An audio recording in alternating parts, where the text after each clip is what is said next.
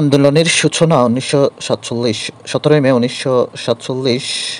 এই আন্দোলন হচ্ছে ভাষা আন্দোলন, যেটি মূলত ১৯৪৭ সালেই সূচিত হয় প্রথমার্ধে।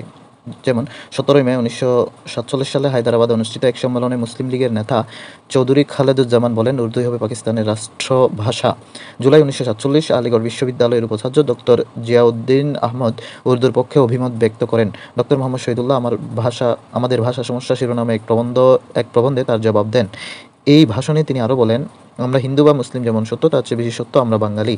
২ সেপ্টেম্বর ১৯৪৭ ঢাবির তরুণ শিক্ষক আবুল কাসেমের নেতৃত্বে ৩ সদস্য বিশিষ্ট তমদ্দুন মজলিস প্রতিষ্ঠা লাভ করে।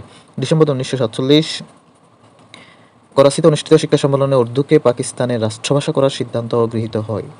৬ ডিসেম্বর ১৯৪৭ রাষ্ট্রভাষা সংগ্রাম পরিষদ থেকে ঢাবির ছাত্ররা সর্বপ্রথম বাংলাকে প্রথম পাকিস্তানের রাষ্ট্রভাষা দাবি করে।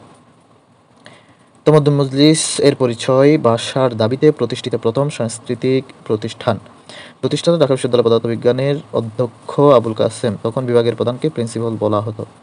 প্রকাশ করে পাকিস্তান রাষ্ট্রভাষা বাংলা না উর্দু ১৯৪৭ সালে ১৫ সেপ্টেম্বর।